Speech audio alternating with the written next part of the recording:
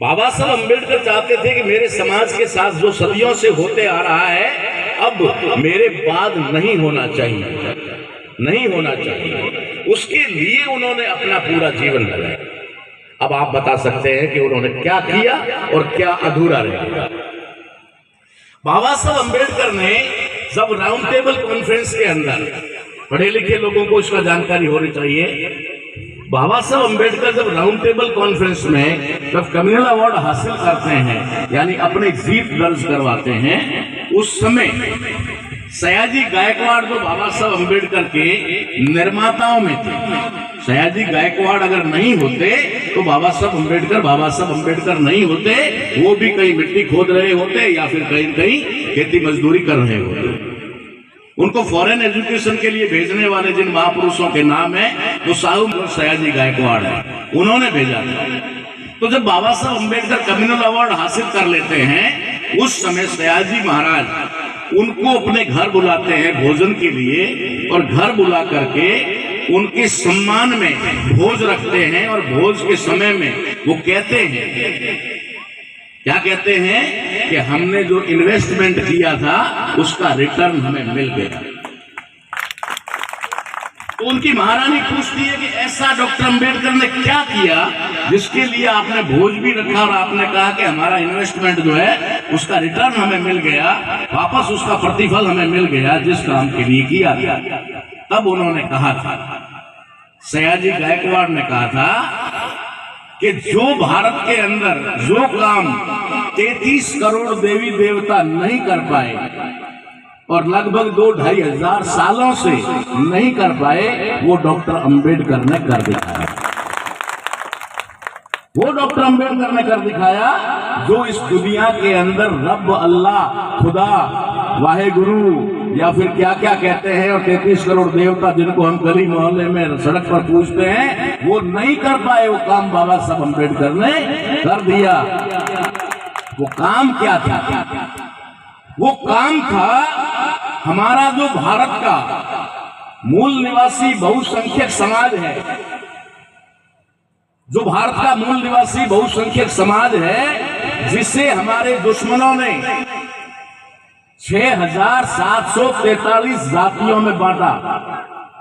6743 जातियां, एक बाप की औलाद, एक वंश के लोग, एक खून के लोग, एक डीएनए के लोग, जिनको उन्होंने 6743 जातियों में विभाजित कर दिया, टुकड़ों में बांट दिया। और उन 6743 जातियों में से तकरीबन 3000 से ज्यादा जातियों का आपस में रोटी बेटी का व्यवहार भी नहीं, और 47 भी व्यवहार तो है लेकिन व्यवहार नहीं। ये जो काम किया गया, ये एक दिन में किया हुआ काम नहीं था। इस काम को अंजाम देने और पूरा करने के लिए तकरीबन 2000 वर्ष का टाइम लगा। 200 वर्ष का नहीं, 2 वर्ष का नहीं, 2000 वर्ष। 2000 वर्षों में उन लोगों ने जो जातियों का निर्माण किया, और उन जातियों के अंदर जो शूद्र हैं, जिनका आपस में तो रोटी व्यवहार तो है, एक देवासी कलबी क्या खा सकता है, कलबी होना के साथ में खा सकता है, एक तो सुधार है वो लोहार के साथ खा सकता है, एक नाई दर्जी के यहाँ खा सकता है, लेकिन बेटी व्यवहार उनमें भी नहीं होता है। तो उनका रोटी व्यवहार है लेकिन बेटी व्यवहार नहीं। 1848 प्लस 1152 यानी तकरीबन 3000 जातियां ऐसी है जो शेड्यूल कास्ट और शेड्यूल ट्राइब की है, जिनके आपस में ना तो बेटी व्यवहार है और ना रोटी व्यवहार है। एक रेगर जो है जटिया, वो मेघवाल के यहाँ नहीं खा सकता, एक मेघवाल सासी के यहाँ नहीं खा सकता, एक सासी जोगी के यहाँ नहीं खा सकता। यहाँ रोटी और बेटी दोनों पर बैन है। इतना बड़ा जो काम है वो कोई एक सप्ताह का या एक महीने का काम नहीं है, इसमें कई सदियां लगी। इन सदियों में किए हुए काम को, 2200 साल में किए हुए काम को बाबा साहब अम्बेडकर ने अपने जीवन के कुछ समय की मेहनत में यूं जोड़ के रख दिया कि आप समझ सकते हो कि सयाजी गायकवाड़ ने कहा कि 33 करोड़ देवी देवता कुछ नहीं कर पाए, वो काम बाबा साहब ने कर दिया। कैसे किया? बाबा साहब अम्बेडकर ने अपने जीते जी अपने काल में, अपने समय में शेड्यूल कास्ट और शेड्यूल ट्राइब 2 वर्गों का निर्माण किया। 2 वर्गों का निर्माण किया। जो शेड्यूल ट्राइब है, जो जंगलों में रहते हैं, आदिवासी है, ट्राइब है, जो अब भी मूल पहचान खत्म नहीं किए हैं, किसी जाति में कन्वर्ट नहीं हुए हैं, किसी काम धंधे विशेष से नहीं जुड़े हैं, ऐसे जो लोग हैं जिनकी पहचान या तो स्थान के नाम पर है, या वनस्पति के नाम पर है, या किसी पहाड़ों के नाम पर है, या किसी जंगल के पेड़ और घास के नाम से है, उनके ऐसे जो लोग हैं उनको बाबा साहब अम्बेडकर ने, यहाँ शेड्यूल अगर कह दोगे, अरे शेड्यूल कास्ट क्यों, नीचो, शेड्यूल का नाम आते ही जैसे उसको लगता है कि कोई कीड़े ने काट लिया। अरे भाई, शेड्यूल का अर्थ तो समझ ले पहले। शेड्यूल अंग्रेजी का शब्द है जिसका हिंदी मीनिंग होता है सूची, सूची, अनुसूची। तो ये अनुसूचित यानी लिस्टेड किए हुई जातियां जो अछूत वर्ग की थी, बाबा साहब अम्बेडकर ने सबको एक लिस्ट में डाला और एक वर्ग बना दिया, एससी। वो भारत के किसी भी कोने में कोई भी जाति क्यों न रहती हो, उसको एक सर्टिफिकेट जारी होगा, वो होगा एससी। 1848 जातियां, किसी को जानकारी नहीं हो तो नोट कर लेना। भारत में 1848 जातियां हैं। हमारे यहाँ पर जब कोई वारदात होती है, कम काम होता है, कुछ ऐसा होता है, तो हम क्या बोलते हैं मालूम है? अपने गांव या आसपास के एरिया में 36 कौम, क्या बोलते हैं? 36 कौम के लोग आए थे। यानी हमारे आसपास के एरिया में 36 से ज्यादा जातियां नहीं, 36 से ज्यादा जातियां नहीं है, इसलिए हम कहते हैं 36 कौम। लेकिन आपको पता नहीं है कि पूरे देश में शेड्यूल कास्ट की 1848 जातियां जिनको बाबा साहब ने एक पहचान दी, 1152 जातियों को एक पहचान दी। बाबा साहब अम्बेडकर उन लोगों को, उस वर्ग को जिनके अंदर रोटी व्यवहार तो था लेकिन बेटी व्यवहार नहीं था, उनको भी बाबा साहब अम्बेडकर एक लिस्ट बनाना चाहते थे, एक सूची बनाना चाहते थे। लेकिन बाबा साहब अम्बेडकर के जीते जी उन लोगों ने ये नहीं होने दिया। जब बाबा साहब अम्बेडकर इन तीनों वर्गों का निर्माण कर रहे थे, तो तीनों वर्गों का निर्माण करते समय भारतीय संविधान के अंदर आर्टिकल 340, 341 और 342 ये लिखना तय हुआ था। बाबा साहब अम्बेडकर ने 340 में, क्योंकि बाबा साहब जानते थे कि एससी और एसटी को तो मैंने कर दिया है, लेकिन ओबीसी को करना जरूरी है, इसलिए आर्टिकल 41 और 42 से पहले 340 में बाबा साहब अम्बेडकर ने ओबीसी के लोगों के लिए प्रावधान करने का प्रस्ताव जब रखा, तो इस प्रस्ताव से नेहरू जी नाराज थे और नेहरू जी ने सरदार वल्लभ भाई पटेल को जाकर के उकसाया और सरदार पटेल को कहा कि डॉक्टर अंबेडकर तुम्हें अछूतों की लिस्ट में शामिल कर रहा है। भिड़ाने वाली बात है, खाली उस समय सरदार पटेल ही नहीं इस्तेमाल हुए थे, आज भी हमारे लोग इस्तेमाल होते हैं, आज भी होते हैं और हमारी आंखों के सामने होते हैं। तो उस समय भी ये जो इस्तेमाल होने का मामला था, नेहरू जी की बात को सुनकर तुरंत ही सरदार पटेल बाबा साहब के पास गए और जाकर के कहा, हु इज द बैकवर्ड। उस समय अंग्रेजी चलती थी, हिंदी बहुत कम चलती थी। बाबा साहब अम्बेडकर के सारे ग्रंथ अंग्रेजी में है, मराठी में है, हिंदी में बहुत कम है, क्योंकि हिंदी भाषा तो उस समय बन रही थी नहीं, बन रही थी। ये जो देवनागरी लिपि है ना, ये बन रही थी। जिस समय देश में आजादी का आंदोलन चल रहा था, उस समय हिंदी भाषा का निर्माण हो रहा था। आपको जानकारी नहीं, आप तो समझ रहे हैं ये सदियों की भाषा होगी। इस देश में कब कब क्या क्या षड्यंत्र हुआ है पता नहीं।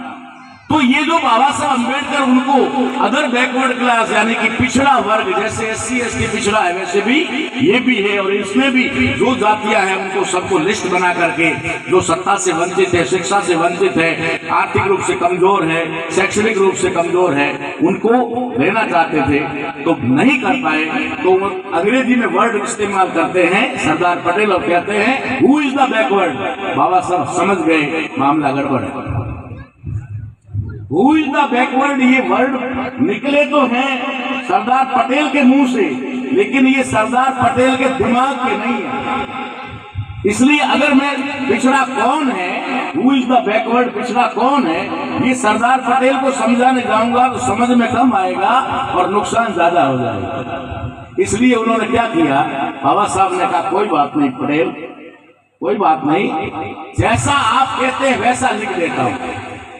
आर्टिकल 340 में उन्होंने लिख दिया हु इज द बैकवर्ड, पिछड़ा कौन है, इसके लिए राष्ट्रपति आयोग बिठाएगा और आयोग बिठा करके पूरे देश में सर्वे करवाएगा कि कौन कौन सी जातियां हैं जो आज भी राजनीति में पिछड़ी है, शैक्षणिक रूप से पिछड़ी है, आर्थिक रूप से पिछड़ी हुई है, उनको लिस्ट बनाया जाए 320। तो बाबा साहब अम्बेडकर ने जो किया, 743 जातियों को उन्होंने 3 समूह में इकट्ठा किया, 3 समूह में, जिनकी पहचान कभी होती थी 6743, उनकी अब पहचान संवैधानिक रूप से 3 पहचान है।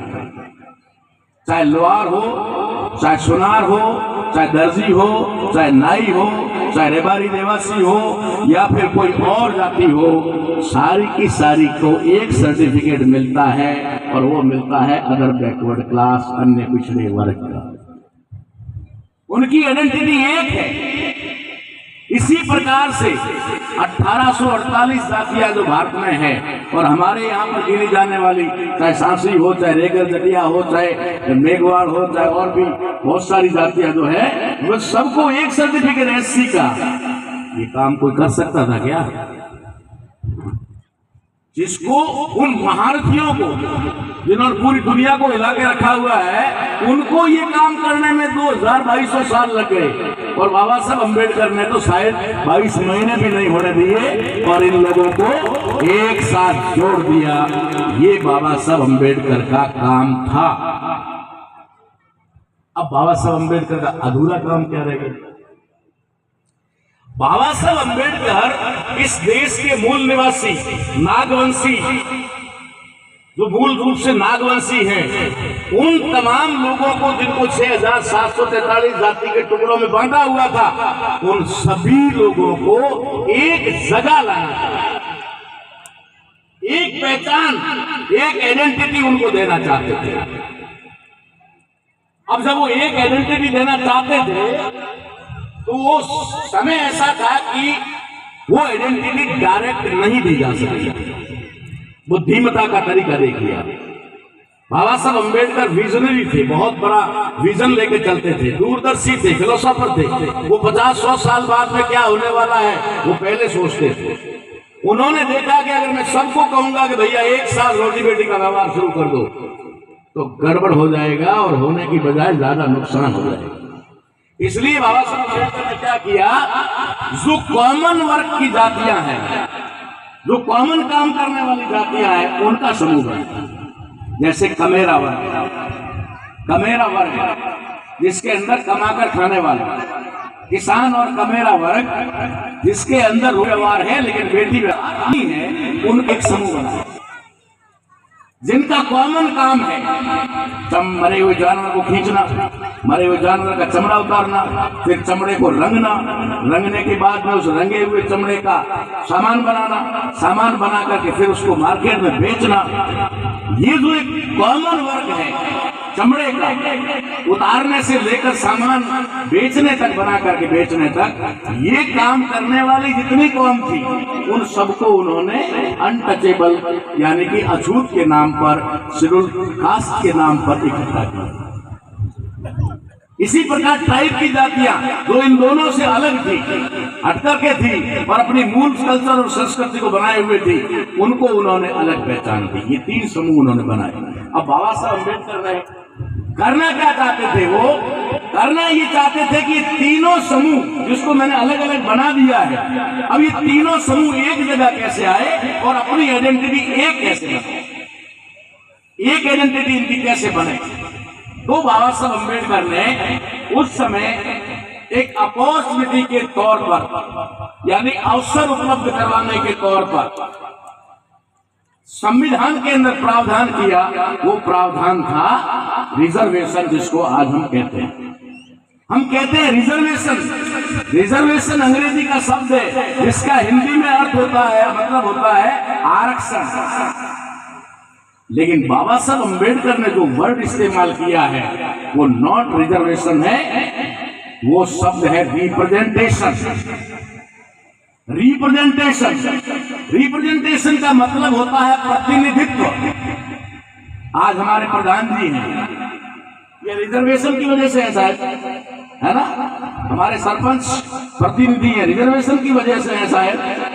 ये सब रिजर्वेशन की वजह से है ना, रिजर्वेशन की वजह से है। लेकिन क्या कहते हैं इनको? इनको कहते हैं जनप्रतिनिधि। क्या कहते हैं? जनप्रतिनिधि। प्रतिनिधि का मतलब होता है रिप्रेजेंटेटिव। रिप्रेजेंटेटिव यानी वो समाज का रिप्रेजेंटेशन कर रहे हैं। गुड़ामालानी में पद प्रधान की सीट पर हमारे समाज का व्यक्ति प्रतिनिधित्व कर रहा है, वहां पर रिप्रेजेंटेटिव के रूप में है, जो समाज की सुनवाई करेगा, समाज के हितों की रक्षा करेगा। प्रधान जी बड़े दुख से कह रहे थे कि मेरे पास जो आता ही नहीं, ये लफड़ा होगा, कोई कुछ ना कुछ तो होगा। शायद ये कुर्ते का रंग बदल जाए तो आ जाए लोग, थोड़ा देख लेना, समय के साथ साथ देख लेना, आ जाएंगे लोग आपके पास आएंगे। इतना आएंगे कि आपको दो मिनट तो सोना नहीं चाहिए। थोड़ा रहता है गैप, दूरी भी कुछ रहता है। ये रिप्रेजेंटेटिव है। ये जो रिजर्वेशन है, इस reservation is not is employment, ये कोई रोजगार का या कमाई का जरिया नहीं है। रिजर्वेशन इज ए रिप्रेजेंटेशन, ये प्रतिनिधित्व का मामला है। बाबा साहब अम्बेडकर ने 84 से लेकर के प्राइम मिनिस्टर तक, मंत्री तक, वहां सब जगह आपका रिप्रेजेंटेशन तय किया कि ये प्रतिनिधित्व होगा। तो जब प्रतिनिधित्व होगा तो प्रतिनिधित्व के लिए यानी रिजर्वेशन फॉर रिप्रेजेंटेशन, अगर प्रतिनिधित्व देना है तो दूसरे लोग तो लाते मार मार करके इनको आने नहीं देंगे। अगर रिजर्वेशन नहीं होता तो शायद बिरला राम जी प्रधान नहीं होते, या कोई भी हो सकता था, कि इनको नहीं बनने देते। ठीक है, इसी प्रकार से ओबीसी कोटा है, तो ओबीसी का भी पंचायती राज के अंदर जहां ओबीसी का होता है वहां बनते हैं। ये तयशुदा प्रोग्राम है। तो ये क्या है? ये रिप्रेजेंटेटिव तय करने के लिए रिजर्वेशन है, यानी आरक्षण है, जो प्रतिनिधित्व के लिए है। बाबा साहब अम्बेडकर ने कहा एसटी को रिजर्वेशन होगा, एससी को रिजर्वेशन होगा, और एससी एसटी की तरह ही ओबीसी को भी रिजर्वेशन होगा। ये आर्टिकल 340 कहता है। 340 में एससी एसटी की तरह इनको भी रिजर्वेशन दिया जाएगा। बाबा साहब जानते थे कि मैं एक मंच बना रहा हूं, एक जाजम बना रहा हूं। इस जाजम का नाम है आरक्षण। इसका नाम क्या है? आरक्षण। एससी वाला आएगा उधर बैठेगा, एसटी वाला आएगा वो देखेगा अरे यार ये तो अछूत है, मैं इसके टांके का पानी पीता हूँ, मैं इसके मटके का पानी नहीं पीता, मैं इसके पास में कैसे बैठूं। तो जो एससी वाला उधर बैठेगा तो एसटी वाला उस कोने पे बैठेगा, क्योंकि बैठना मजबूरी है। जाजम एक ही है, जाजम एक ही है, इसलिए बैठना पड़ेगा। इधर एससी वाला कोने पर बैठेगा, उस कोने पर एसटी वाला बैठेगा, फिर ओबीसी वाला जो देखेगा मेरे लिए कोई जगह है तो वो आके इस कोने पे बैठेगा। ठीक है, माइनॉरिटी वाला कहेगा मेरे लिए कोई जगह है, वो चौथे कोने पे बैठेगा, क्योंकि माइनॉरिटी जो है वो भी 90% ओबीसी है। धर्म परिवर्तित लोग जो है वो ओबीसी लोग हैं। तो 4 कोने एक जाजम के बाबा साहब ने कहा, एक पे एससी बैठेगा, एक पे एसटी बैठेगा, एक पे ओबीसी बैठेगा, एक कोने पे माइनॉरिटी बैठेगा। जब चारों बैठेंगे जाजम एक होगी तो चर्चा होगी। चर्चा जब शुरू होगी, अरे भाई तुम्हें क्या मिला, तो तुमको कुछ मिला क्या? नहीं तुम्हें कुछ मिला क्या? जब चर्चा शुरू होगी तो थोड़ा थोड़ा जाजम तो एक ही, थोड़ा खिसको। उधर वाला कहेगा हाँ सुना नहीं, थोड़ा नजदीक आएगा, थोड़ा वो भी आएगा, थोड़ा वो भी आएगा। फिर क्या होगा? जो एससी है, जो एसटी है, जो ओबीसी है और जो माइनॉरिटी है, वो एक वर्ग बनेगा, और उस वर्ग का नाम क्या होगा? आरक्षित वर्ग। अब वो चारों जो कोने कोने में बैठे थे वो क्या कहेंगे, अरे यार तू भी रिजर्वेशन वाला, मैं भी रिजर्वेशन वाला, रिजर्वेशन वाले आरक्षण आरक्षण, भाई भाई भाई, तू भी आरक्षण मैं भी आरक्षण, इतनी दूर क्यों बैठ, थोड़ा जा नजदीक। ये नजदीकी बढ़ेगी, और ये जो नजदीकी बढ़ेगी तो एससी खत्म हो जाएगा, एसटी खत्म हो जाएगा, ओबीसी खत्म हो जाएगा, माइनॉरिटी खत्म हो जाएगा, और ये बन जाएगा एक आरक्षित वर्ग, रिजर्व क्लास। जब ये रिजर्व क्लास बन जाएगी तो आप जानते हो ये रिजर्व क्लास कितनी है।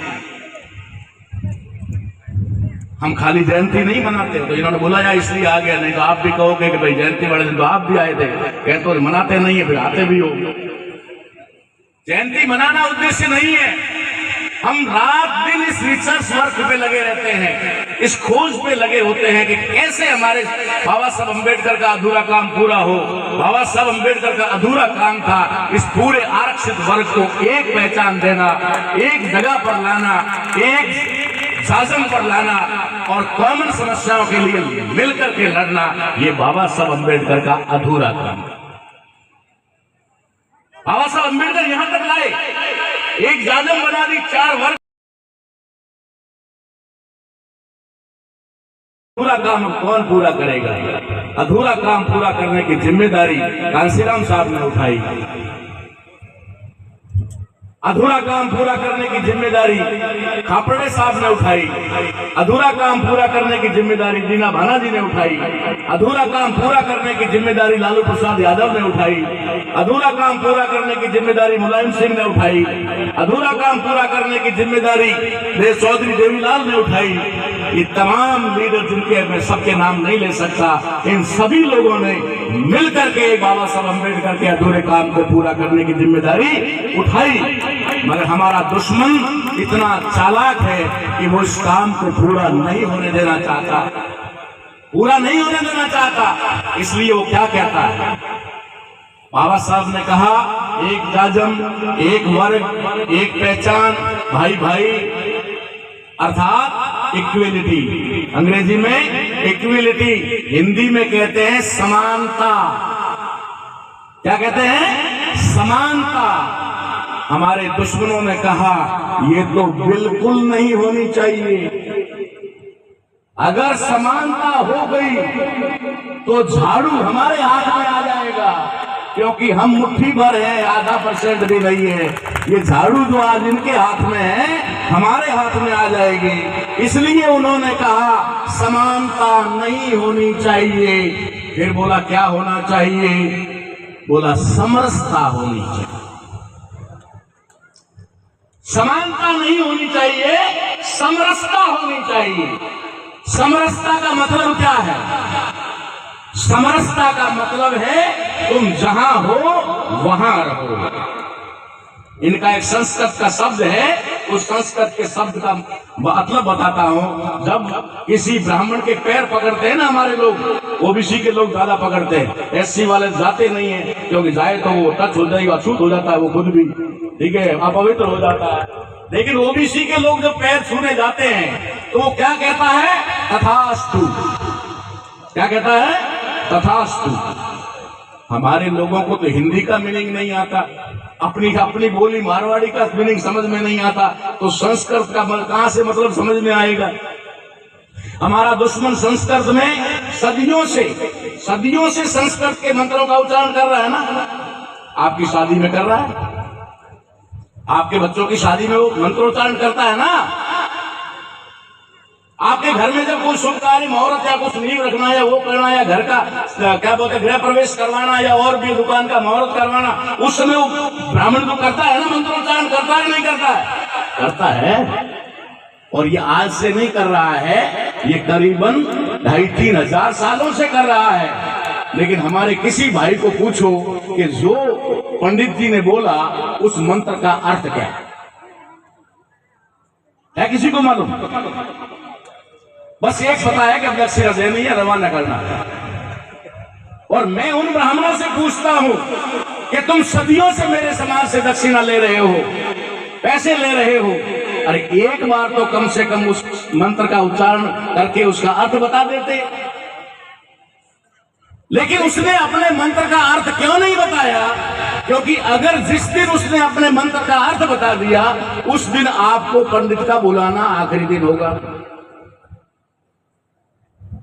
ये ब्राह्मण जानता है कि मैंने अगर अपने मंत्रों का अर्थ इनको बता दिया तो उसी दिन से इनके घर का दरवाजा मेरे लिए बंद हो जाएगा। इसलिए उसने आज दिन तक आपकी सैकड़ों शादियां करवाई, आपकी सैकड़ों पीढ़ियों को आगे से आगे नामकरण कर दिया, सोलह संस्कार कर दिए, लेकिन कभी भी उसने अर्थ नहीं बताया। गायत्री मंत्र को सभी लोग सुनते हैं ना, कई लोगों के तो घरों में लगा हुआ ऑटोमेटिक आ गया आजकल, बस बटन लगा के स्विच में लगा दो, चलता ही रहता है। ओम भूर्भुवः स्वः। मैं तो नहीं बोलूंगा कम से कम, क्योंकि मैं बोलूंगा तो ये मेरी जुबान को पाप लग जाएगा। अगर इस गायत्री मंत्र का अर्थ अगर आप कोई वास्तविकता में अगर कोई बता दे, ब्राह्मण या फिर कोई संस्कृत का विद्वान आपको बता दे, आपके परिवार के 4 मेंबर बैठ करके एक कमरे में बैठ के ये मंत्र नहीं सुन सकते। उस मंत्र को घर में बैठ करके माँ बेटा या बेटा और बाप या बहन और भाई साथ में बैठ के नहीं सुन सकते, इतना गंदा मीनिंग है इसका। लेकिन लोग बड़े चाव से सुनते हैं, क्योंकि उनको तो धुन प्यारी है ना, उनको शब्दों से अर्थ से क्या लेना देना। तो ये जो उन लोगों ने किया, ये बाबा साहब अम्बेडकर का अधूरा काम था जो हमें करना पड़ रहा। और इसके लिए हमने मंचों पर कभी, जब शुरुआत में जब जयंती मनाते थे, हम लोग मनाते थे जब 90 से पहले, उस समय सिर्फ एक जाति या 2 जाति के लोग इकट्ठे होकर के बाबा साहब की जयंती मनाते थे। उसमें भीड़ नहीं होते थे, अब तक नहीं होते थे, 4-5 साल पहले तक बाबा साहब की जयंती में नहीं होते थे। अधिकांश लोग यहाँ अगर मेघवाड़ ज्यादा है तो मेघवाड़ मनाते थे, कहीं पर जटियों का रेगरों का मोहल्ला है बाड़मेर में जैसे, तो वहां पर वो जटिया मनाते थे।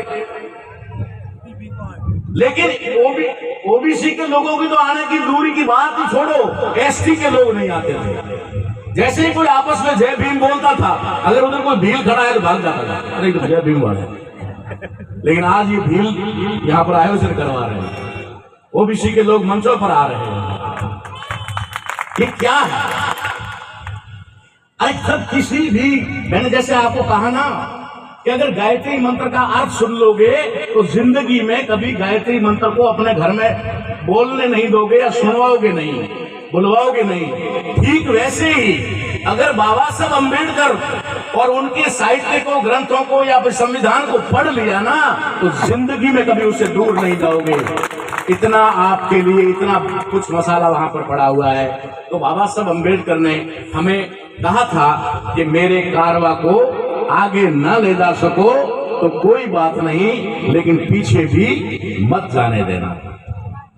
बाबा साहब ने कहा मैंने इन वर्गों को संवैधानिक पहचान दे दी है, ये हमारी संवैधानिक पहचान है, कॉन्स्टिट्यूशनल हमारी आइडेंटिटी है। हम एससी हैं, एसटी हैं, ओबीसी हैं। हमें तहसीलदार या एसडीएम जारी करता है सर्टिफिकेट। वो सर्टिफिकेट जब आप लेने जाते हो, जब आप सर्टिफिकेट बनवाने जाते हो, तो क्या लेकर जाते हो?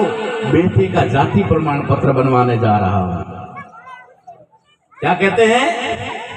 बेटे का जाति प्रमाण पत्र बनवाने जा रहा हूं। अरे जाति प्रमाण पत्र तो उन्होंने सदियों पहले बना दिया था। अब तो ये कहो कि मैं एससी का सर्टिफिकेट बनवाने जा रहा हूं, ये कहो कि मैं एसटी का सर्टिफिकेट बनवाने जा रहा हूं, ये कहो कि मैं अन्य पिछड़ा वर्ग यानी कि ओबीसी का सर्टिफिकेट बनवाने जा रहा हूं। लेकिन हमारा आदमी एप्लीकेशन में लिखता है जाति प्रमाण पत्र जारी करवाने की कृपा करावे। अर्थात हम खुद जाति बनाना चाहते हैं। मैं 2 बातें आपको बताना चाहूंगा जो बहुत महत्वपूर्ण है, जो बाबा साहब के अधूरे काम को पूरा करेगा। और मेरा काम है बाबा साहब के अधूरे काम को पूरा करना। मैं जीते जी संकल्प ले चुका हूं कि चाहे मुझे कुछ भी झेलना पड़े, लेकिन बाबा साहब के अधूरे काम को पूरा करके रहूंगा। और उसका तरीका मैंने ढूंढ लिया है। वो तरीका क्या है? एक तो आप जो जाति का सर्टिफिकेट लेने जाते हो, जाति सर्टिफिकेट लेना बंद कर दो। अब आप कहोगे ये क्या तरीका हो गया आपका? आप जाति प्रमाण पत्र मांगना ही बंद कर दो। आप तो वर्ग का प्रमाण पत्र मांगो। कि मुझे अनुसूचित जाति का प्रमाण पत्र चाहिए, मुझे अनुसूचित जनजाति का प्रमाण पत्र चाहिए, मुझे अन्य पिछड़ा वर्ग का प्रमाण पत्र चाहिए, मुझे अति पिछड़ा वर्ग का प्रमाण पत्र चाहिए। वर्ग का प्रमाण पत्र मांगो, जाति का नहीं। अरे जातियों का प्रमाण पत्र तो आपके लिए उसने जारी कर दिया है। एक ही गांव में रहने वाली 10 जातियों को उसने रजिस्टर्ड करवा लिया है। रजिस्टर्ड करवा करके उनके अलग अलग सभा भवन और अलग अलग संस्थान बना दिए हैं। आपकी जातियों को तो उसने ऑलरेडी रजिस्टर्ड कर दिया है और आप भी जाति प्रमाण पत्र बनवाने जा रहे हो। अपनी मौत को क्यों आप बुलावा दे रहे हो? ये साफ शब्दों में कह रहा हूं। जाति प्रमाण पत्र का विरोध करो, कहो हमें वर्ग का प्रमाण पत्र चाहिए, हमें ओबीसी सर्टिफिकेट चाहिए, हमें एससी सर्टिफिकेट चाहिए, हमें एसटी सर्टिफिकेट चाहिए। और एक बात आपकी जानकारी के लिए बता दूं, वो कभी नहीं बताएंगे आपको, कभी नहीं बताएंगे।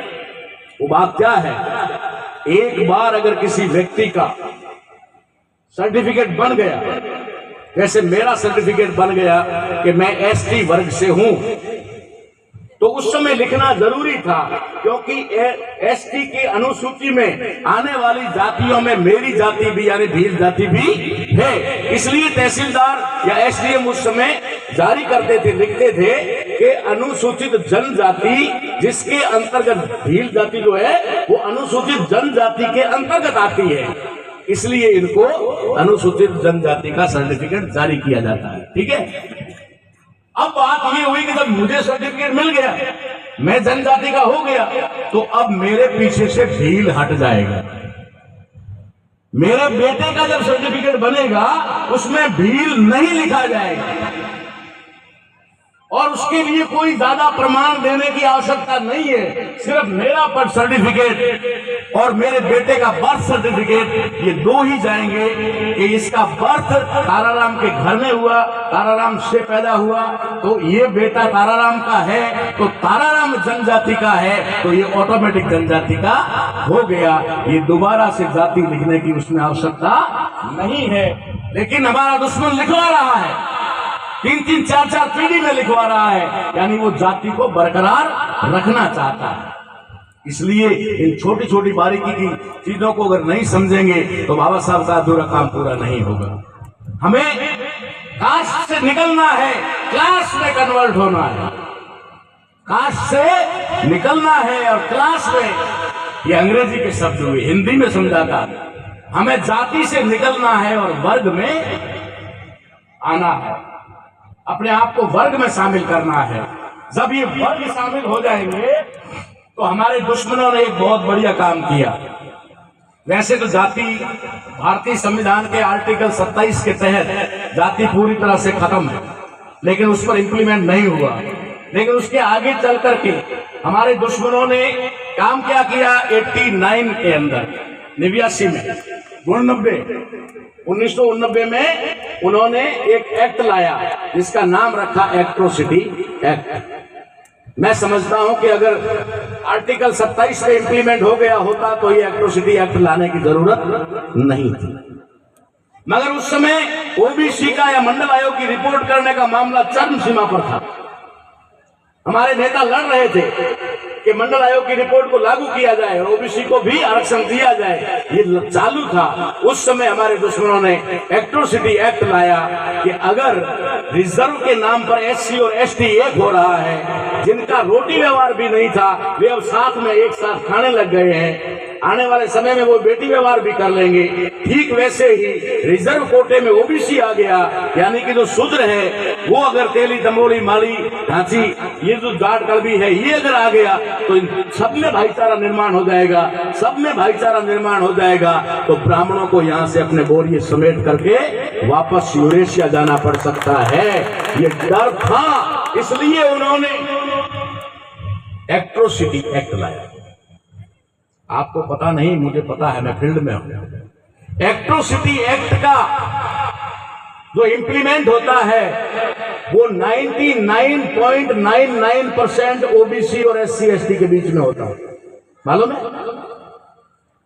आज दिन तक कोई एट्रोसिटी ब्राह्मण पर, कोई अपवाद को छोड़ दीजिए, अपवाद की बात नहीं करता मैं, वरना एक भी ब्राह्मण के ऊपर एट्रोसिटी केस नहीं है। क्योंकि वो तो अछूतों के पास ही नहीं आता, तो फिर एट्रोसिटी होगी कहां से? पास आ जाएगा तो अपवित्र हो जाएगा। उसके धर्म ग्रंथ में लिखा हुआ है ओबीसी और एससी एसटी साथ में रहता है, क्योंकि इनका काम धंधा आपस में एक दूसरे पर निर्भर है। चाहे वो खेती हो, चाहे पशुपालन हो, चाहे सामान का लेन देन हो। आज से 40 साल 50 साल पहले तो होता था, कुम्हार मिट्टी के बर्तन देता था, हमारे किसान भाई अनाज देते थे। लोहार खेती के औजार देता था, हमारे किसान भाई अनाज देते थे। माली जो है वो सब्जी लाके देता था, हमारी महिलाएं उसके बदले में अनाज देती थी। ये जो चीजों का आदान प्रदान था, मुद्रा नहीं थी, कीमत नहीं थी, लेन देन आपस में होता था, चीजों का होता था, क्योंकि हम एक दूसरे पर निर्भर थे। माली जाति के लोग या माली या मारण जो भी है, वो अगर सब्जी लेकर के मेघवाल के घर जाएगी तो उसके आंगन तक तो नहीं जाएगी, लेकिन उसकी वाखड़ में बैठेगी। वाखड़ कहते हैं ना उसको, वहां बैठेगी। वहां हमारी मेघवाल बहन है, महिला है, वो किसी बर्तन के अंदर बाजरी लेके जाएगी। वो उसको आलू प्याज कांदा गाजर जो भी टमाटर देगी और उसके बदले में वो बाजरी उसको देगी। तो बाजरी तो मेघवाल के घर से आई है ना, उसको भी तो हाथ लगा है ना, वो अपवित्र थोड़ी हुई, वो अपवित्र नहीं हुई क्या? लेकिन नहीं, लेना देना मजबूरी था।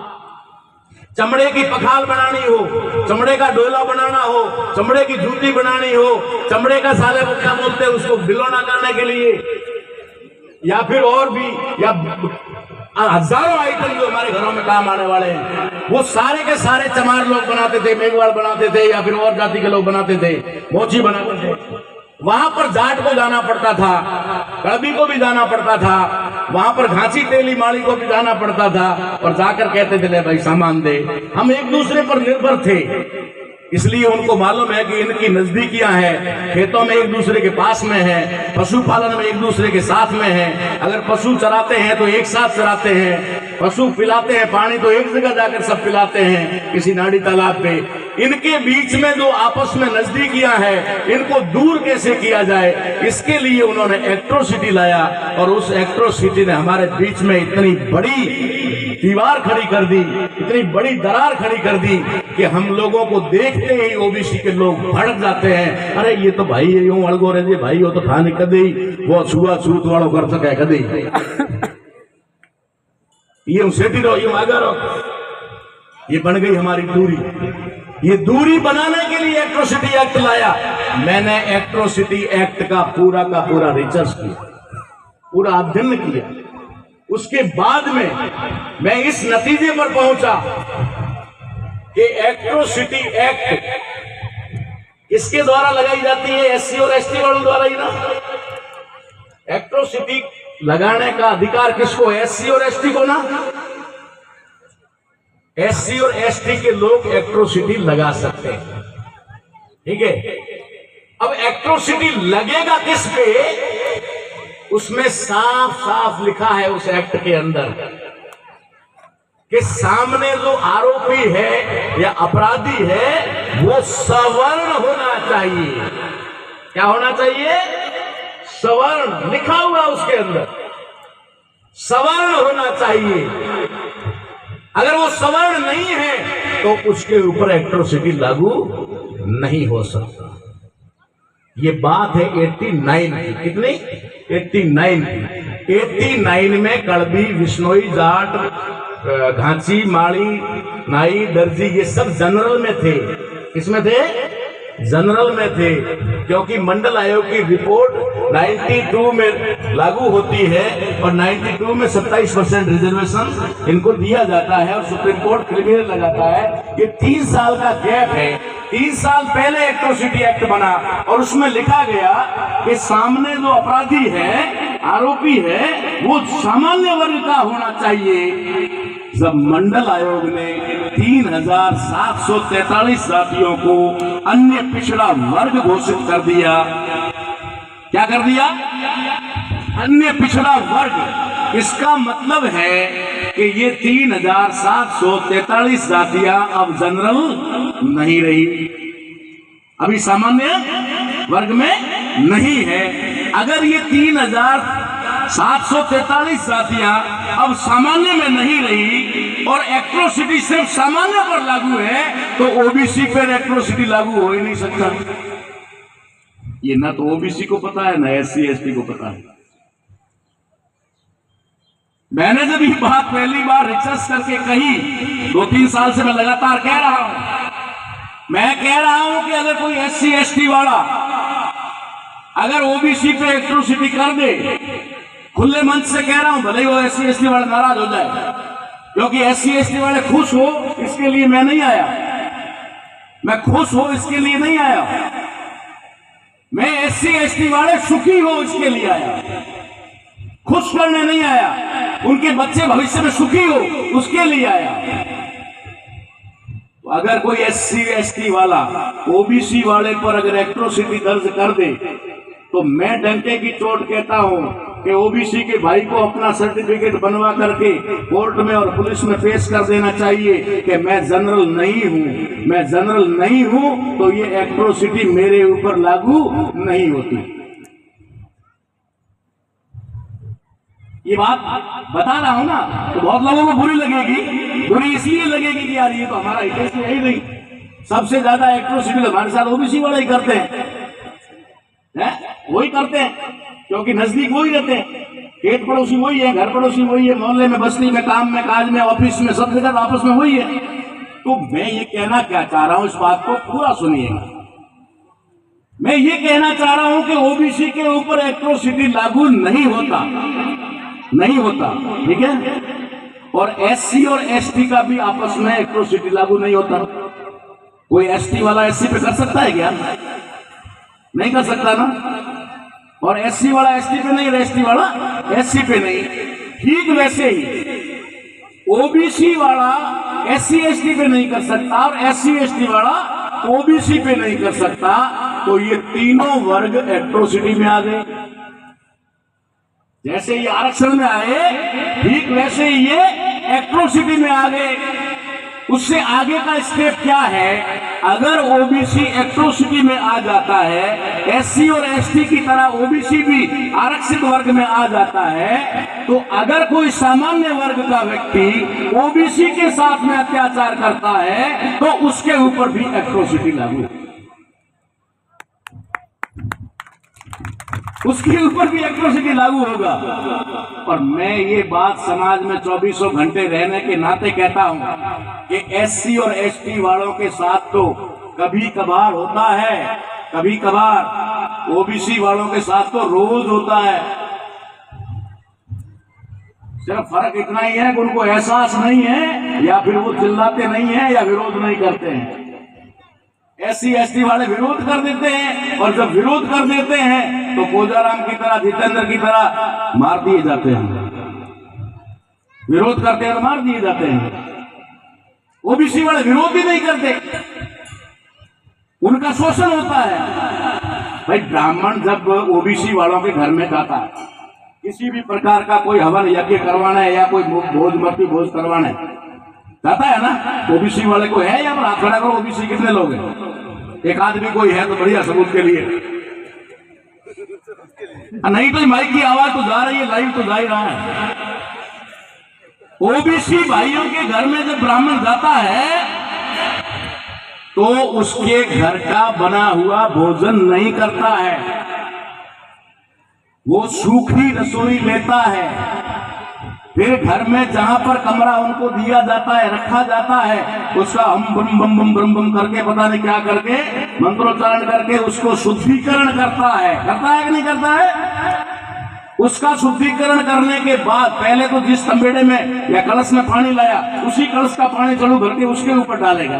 बेवकूफ किसको बढ़ा रहा है यार, ये उसी मेघवाड़ के टाके से आया है, उसी कलबी के टाके से पानी आया है, और कलश में आते ही पानी पवित्र हो गया। और अब कलश को पवित्र करना है, इसलिए कलश के अंदर वाले पानी को चुल्लू भर के पहले कलश के ऊपर डालेगा, फिर कलश को पवित्र करेगा, फिर कलश के पानी को लेकर के फिर कमरे में डालेगा और पवित्र करेगा। करता है कि नहीं करता है? अगर मैं झूठ हूं तो मेरे ऊपर केस कर देना। वो करता है, फिर घी लेता है, आटा लेता है, शक्कर लेता है, सारा गुड़, बादाम, काजू सब लेता है, लेकर के खुद खाना बनाता है।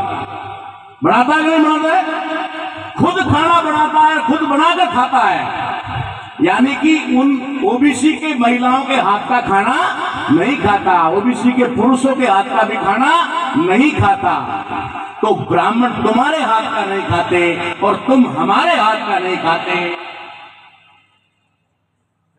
मौन क्यों हो गए? चुप क्यों हो गए?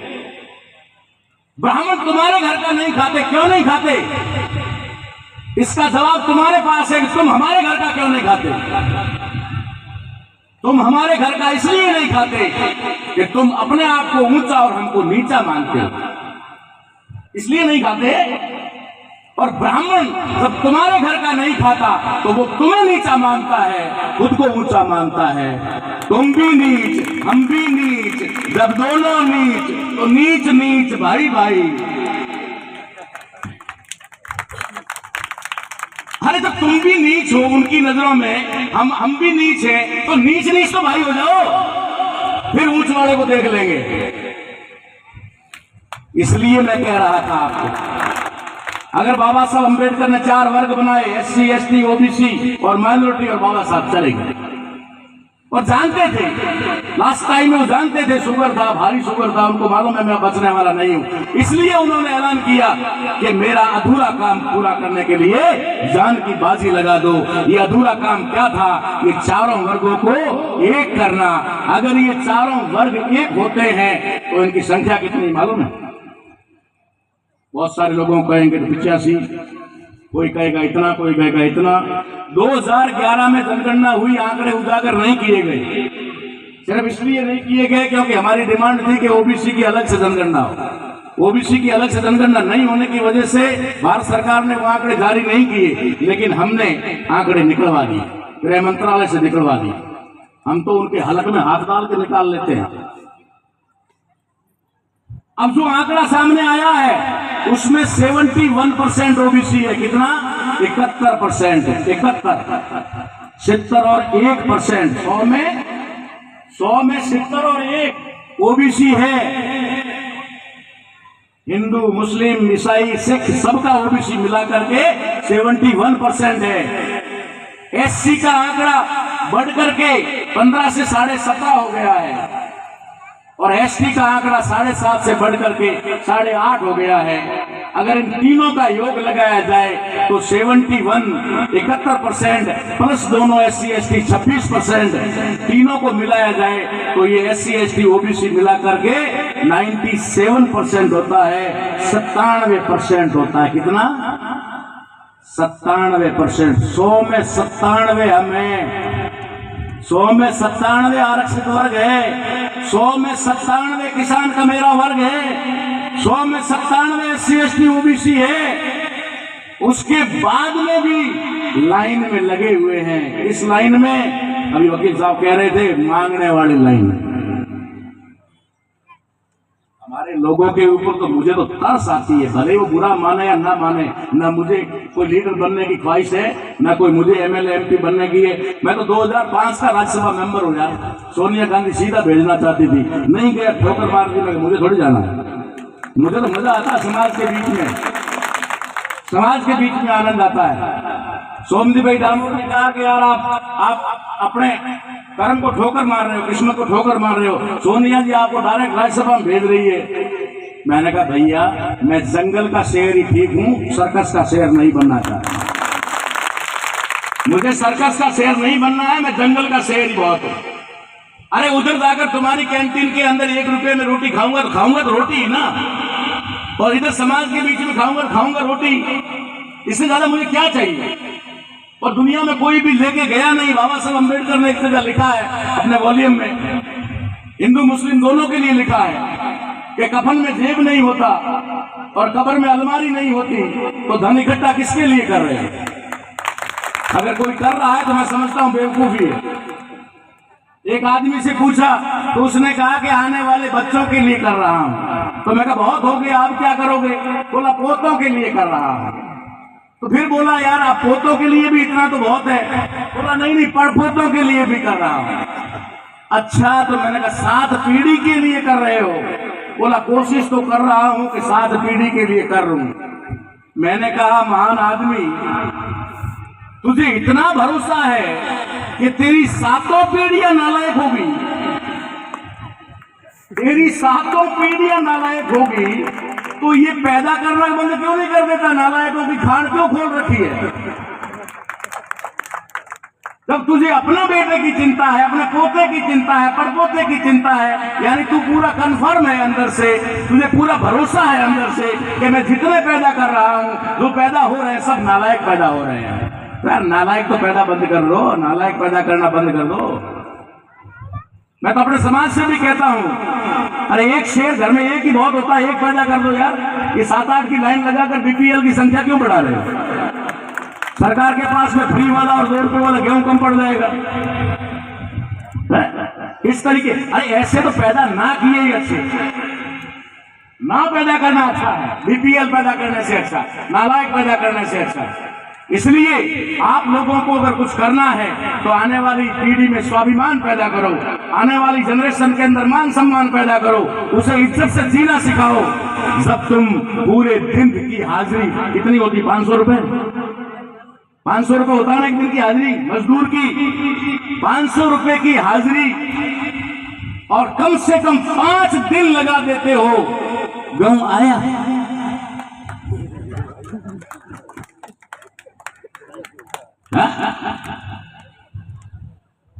आज लोग आज तो को आया बीजू दिन भले हवाड़ उठे थैली करे खावे घाले का कटियो कड़ाक में गेहूं आया। गेहूं कितना मिलना है? घर में 5 मेंबर है तो 15 किला, 20 किला, 25 किला, इनको तो जोर को नहीं। अगर 3 दिन उठ लाइन में डाल पूछू गेहूं आया है कि नहीं आया, आया है कि नहीं आया, कमते माते क्यों हुए तो गेहूं ही रावत धारो स्वाभिमान जिंदो को रहे तो रैंक करोगे। 15 दिन लाइन में खड़ा रहे।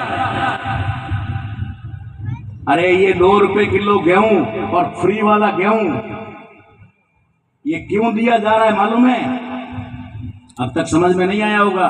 सरकारों की तालियां बजाकर वाहवाही लूटते, सरकार जगह जगह बैनर और पोस्टर लगाकर कहती है, और भारत सरकार के प्रधानमंत्री नरेंद्र मोदी तो दावे के साथ कहते हैं 80 करोड़ लोगों को फ्री में गेहूं दे रहा हूं। मैंने कहा तेरे से बड़ा इस देश में कोई नालायक पैदा ही नहीं हुआ जो 80 करोड़ लोगों को बीपीएल में ले आया। 80 करोड़ लोगों को बीपीएल में ले आया, 80 करोड़ लोगों को तू मांगने पे मजबूर कर दिया, 80 करोड़ लोगों को तूने स्वाभिमान खत्म कर दिया, और गर्व से कह रहा है 80 करोड़ लोगों को हम गेहूं दे रहे हैं।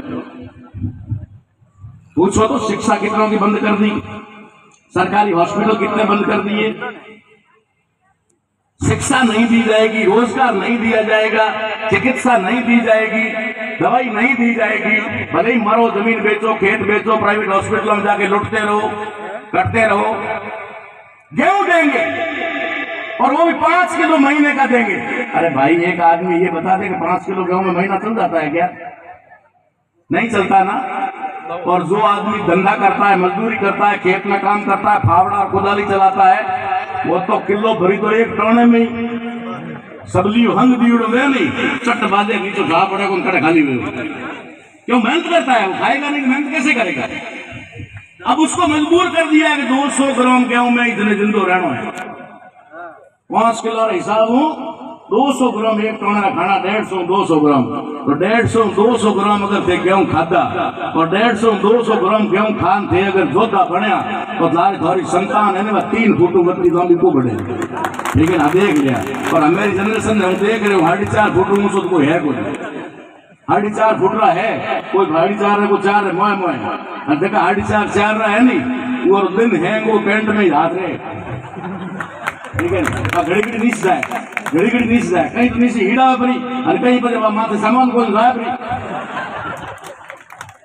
तो 2 रुपये किलो गला गेहूं भोगटा गेहूं खाओ नहीं तो हाल अपने अंदर स्वाभिमान पैदा करो, ठोकर मार दो उस 2 किलो गेहूं को और कहो उनके मुंह के ऊपर कि हमें रोजगार चाहिए, हमें धंधा चाहिए, हम कमाने वाले लोग हैं, हम 500 रुपए डेली कमा सकते हैं, 1000 रुपए हम कमते के कारीगर डेली कमा सकते हैं, हम तुम्हारी भीख क्यों लेंगे? वो तुम्हें 2 रुपए किलो और फ्री वाला गेहूं दे करके तुम्हारे मान सम्मान और स्वाभिमान को छीन लेते हैं।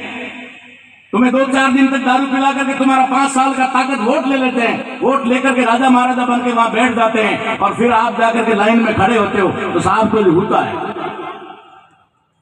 अरे तो थे रात 2 बजे आवे जगह आता ढोनी में बाहर न जगाओ। एमएलए साहब आया, एमपी साहब हमारे हाथ में है और पोतिए भी क्यों अब 9 क्यों जहां लारे वहां सरो पास लाओ इज्जत के में जाए। बॉस खड़ा हो रहा है, एक सीट लाना 4 इज्जत गई। बॉस खड़ा हो रहा है, वो एक सीट है तो 4 इज्जत तो गई। वे तो समाज में जाए नहीं, वे तो जीवे अड़ाई नहीं, वे तो पाई खानी पड़े हुए। लेकिन वो थाने मूर्ख बनावारे वास्ते थाने ऊंचा चढ़ावे सोने झाड़ माथे और कहे कि हम क्या तो बाबा थे लाज प्री राग जो ये छोड़ो, तब बाबा साहब का अधूरा काम पूरा होगा। ऐसे नहीं होगा। 13 साल की नौकरी पेंशन पे छोड़ दी थी, बिना पेंशन के 1 महीने की तनख्वाह, उठाई हुई तनख्वाह वापस जमा करनी पड़ी थी। आपके सामने ही खड़ा हूं, मरा तो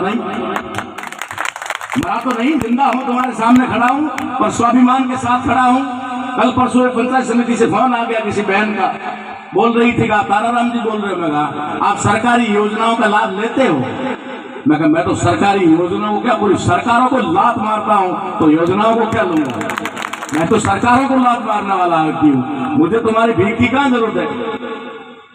अपने आप में स्वाभिमान पैदा करो, अपने अंदर सम्मान पैदा करो, अपने बच्चों को भीखमंगा मत बनाओ, अपने बच्चों के अंदर वो जोश पैदा करो कि तुम इस देश के हुक्मरान हो, तुम इस देश के मालिक हो। ये था बाबा साहब अम्बेडकर का सपना, ये था बाबा साहब अम्बेडकर का अधूरा काम, जिसे पूरा करने के लिए उन्होंने कहा था। हमारे लोगों को हम देख रहे हैं, मुझे बड़ी मुझे दया आती है उन लोगों पर। नाराज होंगे तो होंगे, मुझे उनसे कोई मतलब नहीं है। जब भी कोई क्रांति करता है तो सिर्फ लाश में क्यों करता है? मैं पूछना चाहता हूं समाज के लीडर्स को, समाज के नेताओं को, जब समाज की कोई लाश पड़ी होती है उस समय ही तुम्हारा जमीर क्यों जिंदा होता है? आए दिन तुम समाज में जाकर के स्वाभिमान पैदा क्यों नहीं करते? आए दिन जाकर के समाज के अंदर सम्मान और स्वाभिमान पैदा करो। इस समाज में लाशें बिछना बंद हो जाएगी, कोई तुम्हारी तरफ आंख उठा करके भी नहीं देखेगा। तुम अपनी गली मोहल्ले वाले किसी से दुश्मनी ले लेते हो, थोड़ा उसके सामने खड़े हो जाते हो और तुम्हारा मर्डर हो जाता है। मैं कल पानीपत में दहाड़ के आया, आज यहाँ दहाड़ रहा हूँ, कल जाकर के परसों आगरा में दहाड़ूंगा, इलाहाबाद में दहाड़ूंगा, वहां आजमगढ़ में दहाड़ूंगा। है तो नहीं किसी की औकात के मेरा मर्डर कर दे। और आए दिन चैलेंज करता हूं। एक मामला था केशवना का, महाराणा प्रताप को लेकर के 1000 से ज्यादा फोन आए, सारे रिकॉर्डिंग किए हुए हैं। एक भाई ने अपना रिकॉर्डिंग खुद ही वायरल कर दिया, उसने अपनी रिश्ते से खुद ही करवा दी। मैं क्या करूं? मैंने कहा भाई ये शरीर है तो इसको मार दे, ठीक है ना, लेकिन जो इससे बोल रहा हूं ना और जो उधर रिकॉर्ड हो रहा है ना, ये कभी मरने वाला नहीं। तेरी गोली से नहीं मरेगा, तेरी तलवार से नहीं मरेगा, तेरी कुल्हाड़ी से नहीं मरेगा। तू मेरे को मार सकता, मेरे शरीर को मार सकता, मेरे विचार को नहीं मार सकता। और हमारे विचारों में, हमारी बोली में वो ताकत है कि दुश्मन की 1000 गोलियों में नहीं है। दुश्मन की 1000 गोलियों में वो ताकत नहीं है जितनी हमारी बोली में ताकत है। इसलिए वो हमारी बोली से घबराता है, हमारी बोली से डरता है कि ये जहां जाके खड़ा हो जाता है, जहां जाके बोलता है, वहां ज्यादा नहीं तो नहीं, लेकिन आधे लोगों के अंदर तो स्वाभिमान पैदा हो ही जाता है। आधे लोगों का तो अंदर से खून जो है खोलने लग जाता है। और ये जब, मैं चीरने वालों में नहीं हूं, मैं फाड़ने वालों में नहीं हूं, मैं उखाड़ने वालों में नहीं हूं। करते हैं ना हमारे बहुत सारे लोग, चीर देंगे, फाड़ देंगे, उखाड़ देंगे, तख्ता पलट कर देंगे। तख्ता पलट करते करते तुम्हारी 3-4 पीढ़ी अब चली गई, ठीक है। तख्ता तो वही का वो है, जूता तुम्हारे सिर पे ही सिर पे। हमारे लोगों से निवेदन है कि वे लोग लाशों पे राजनीति बंद करें। लाश को आगे रख करके, लाश को कमजोरी या लाश को ताकत बना करके, जो व्यक्ति मर चुका है उसकी लाश को ताकत बना करके अपनी राजनीति ना करें। अपनी ताकत न दिखाए कि मैं शेर की तरह दहाड़ता हूं। अगर दहाड़ना है तो आए दिन दहाड़, लोगों के बीच में जाके दहाड़, लोगों के अंदर स्वाभिमान पैदा कर, कोई नहीं मार सकेगा। एक उदाहरण दे देना पूरे भारत में, एक उदाहरण कि बामसेफ और राष्ट्रीय मूल निवासी संघ या स्वाभिमान परिषद के किसी कार्यकर्ता के साथ में किसी भी प्रकार का अत्याचार या शोषण हुआ हो या उसकी हत्या हुई हो, एक एग्जाम्पल दे देना, मैं ये काम करना छोड़ दूं। हम उस कार्यकर्ता के अंदर जान भर देते हैं, इतना स्वाभिमान भर देते हैं कि सामने वाला देखते ही पता लग जाए कि बामसेफ का कार्यकर्ता है। छोड़ो छोड़ो छोड़ो, इससे पंगा नहीं लेना। वो शरीर से कितना मजबूत है महत्वपूर्ण नहीं है, वो विचारों से बहुत महत्वपूर्ण, विचारों से बहुत मजबूत है। इसलिए हमारे समाज को विचारों से मजबूत होना पड़ेगा। मैं कहता हूं कि आए दिन हत्याएं क्यों हो रही है, क्यों मारा जा रहा है। एक एग्जाम्पल कल भी दिया था, आज भी आपके बीच दे देता हूं। एक कमरे में अगर बिल्ली घुस जाए, बहनों सुनना, एक कमरे में बिल्ली घुस जाए और कमरे का एक ही दरवाजा है और आप जाके दरवाजे पे डंडा लेके खड़े हो जाओ, दरवाजे पे डंडा लेके खड़े हो जाओ, बिल्ली क्या करेगी बताओ?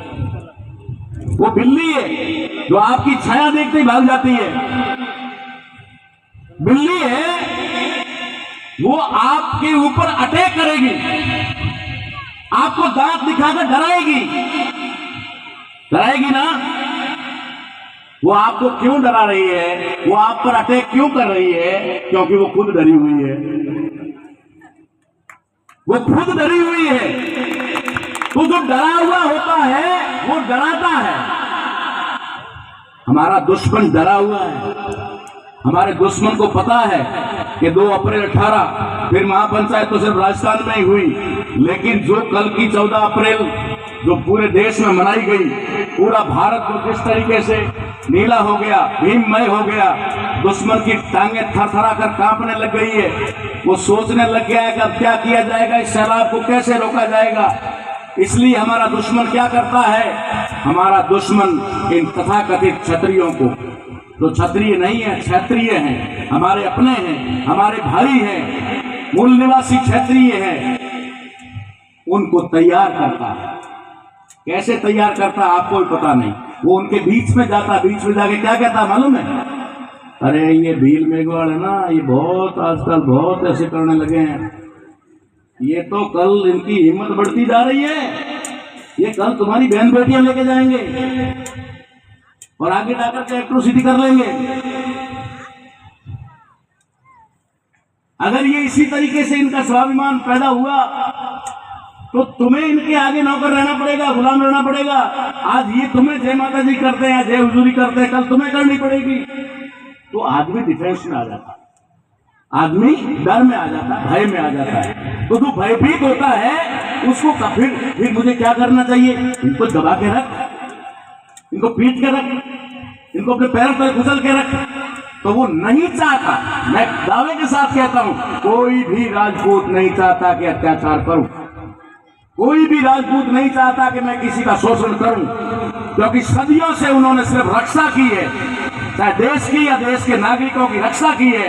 तो रक्षा करने वाला कभी भक्षक नहीं बन सकता, लेकिन जब उस रक्षक को डराया जाता है, जब ब्राह्मण जाकर उसको डराता है कि ये तुम्हारे को कल तुम्हारे को गुलाम बना देंगे, ये तुम्हारे को दबा के रख देंगे, कल ये ज्यादा लोग हैं तुम्हारा शोषण करेंगे, इसलिए इनको दबा के रखो, इसलिए वो लोग फिर आनंद फानन में ऐसी घटनाओं को अंजाम देते हैं, जिन घटनाओं की वजह से हमारे समाज के लोगों को।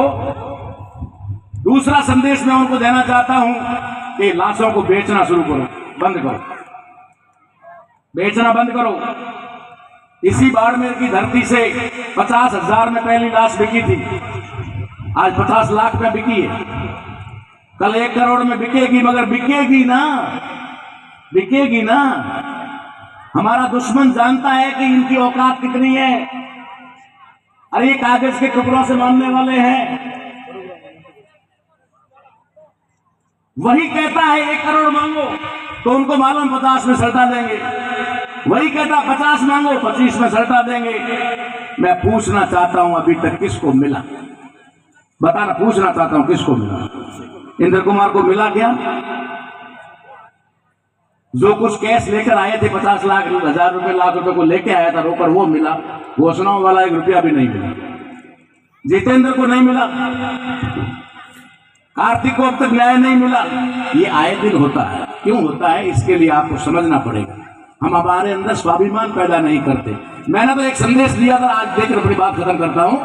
आज के बाद युवाओं, एक बात का ध्यान रखना, जब भी कहीं किसी का मर्डर हो जाए और तुम्हें पता चले कि लाश यहाँ पड़ी है, वहां पर बहुत जी 50 कार्यकर्ताओं को लेकर पहुंच जाना और एक ही ऐलान करना कि जल्दी से लाश उठाओ, इसको अंतिम संस्कार करना है।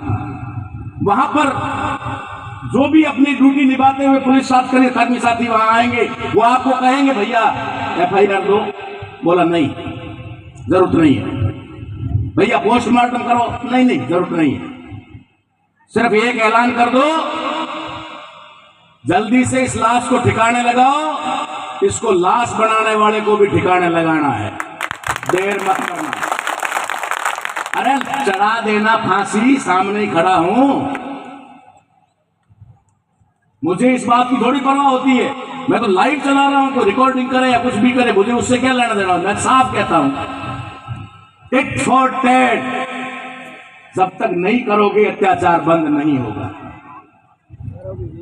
सिर्फ बॉडी को उठाओ, अंतिम संस्कार करो और 24 घंटे मत होने दो।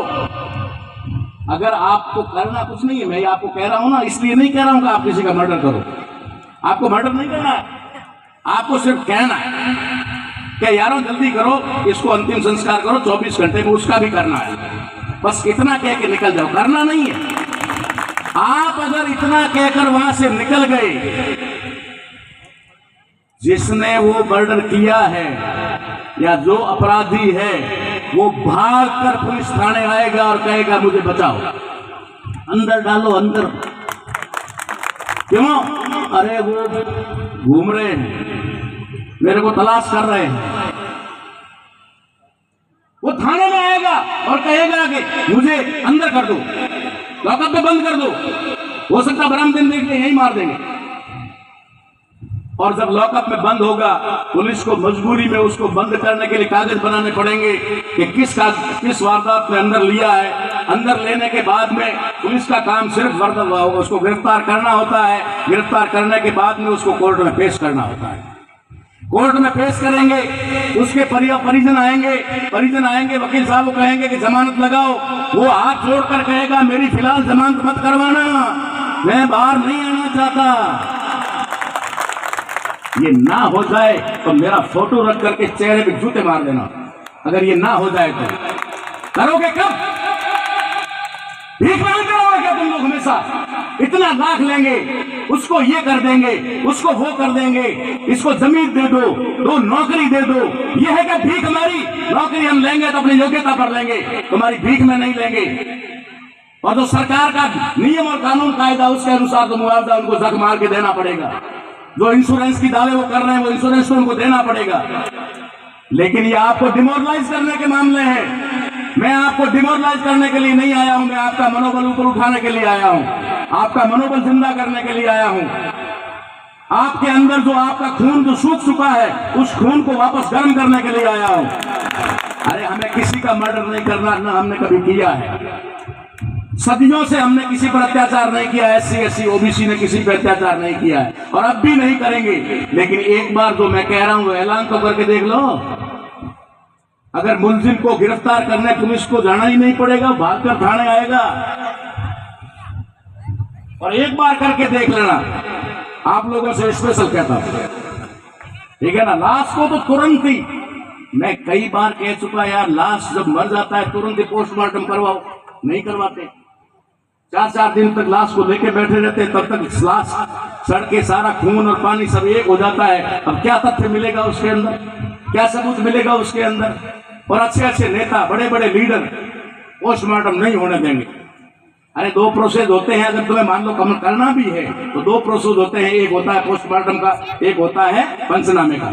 पंचनामे का मतलब होता है आपने बॉडी हैंडओवर कर ली, आप परिजनों से अनुरोध है कि वे पोस्टमार्टम पे साइन कर दे, लेकिन बॉडी हैंडओवर ना करें।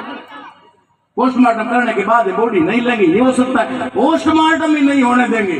अरे वो तो चाहते ही ये है कि 4 दिन पोस्टमार्टम ना हो। 4 दिन पोस्टमार्टम नहीं होगा तो डॉक्टर देगा क्या? और कोर्ट सबसे बड़ा सबूत मानती है तो पीएम को मानती है, पोस्टमार्टम को सबसे बड़ा सबूत मानती है। पुलिस ने डायरी में कुछ भी लिख दिया, कोर्ट हमेशा झूठा मानती है। वो सच है तो भी झूठा मानती है, ये है। लेकिन मेडिकल सर्टिफिकेट को सच्चा मानती है, और मेडिकल सर्टिफिकेट को तो हम भी पहले से ही चौकड़ी लगा देते हैं। ये सिखाया किसने यार आप लोगों को? ऐसा करने का किसने आपको कहा है? या फिर आप में जानकारी नहीं है? तो ये जो समाज के साथ अत्याचार और अन्याय बंद करवाना है तो हमें अपने अंदर स्वाभिमान पैदा करना पड़ेगा। और एक बात का ध्यान रखना, मैं हमेशा कहता हूं, कोदाराम आखिरी नहीं है और पहला भी नहीं है, पहला भी नहीं है, आखिरी भी नहीं है। कल परसों फिर देख लेना, कहीं ना कहीं ये सारे लोग खड़े हुए मिलेंगे आपको, फिर खड़े मिलेंगे, क्योंकि ये बंद होने वाला नहीं। क्यों बंद होने वाला नहीं है? क्योंकि आप स्वाभिमान की लड़ाई लड़ रहे हो, और स्वाभिमान की लड़ाई और आजादी की लड़ाई कुर्बानी मांगती है। तो कुर्बानी दिए बिना तो आजादी मिल नहीं सकती। तो ये कुर्बानी ही सही है, हमारे शहीद है।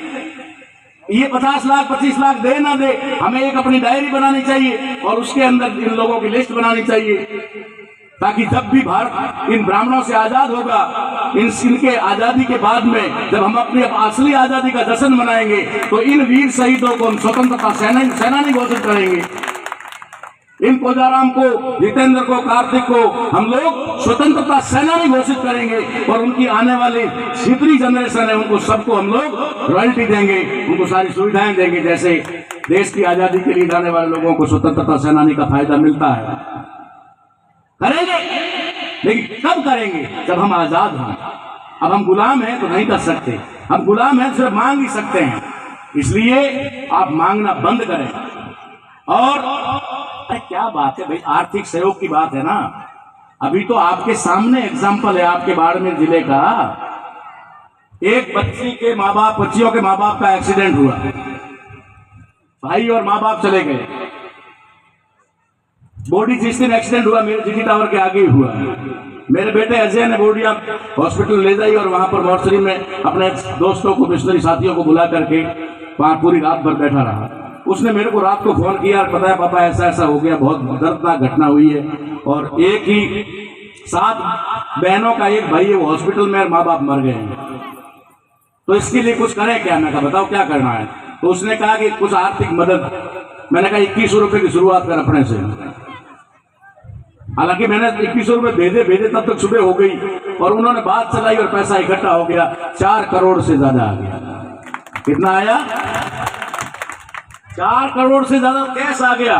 बीच में घोटाला करके खाया वो अलग, कई लोग खा गए, मजे कर गए, अपने अकाउंट नंबर दे देकर, और सामान आया वो अलग आया।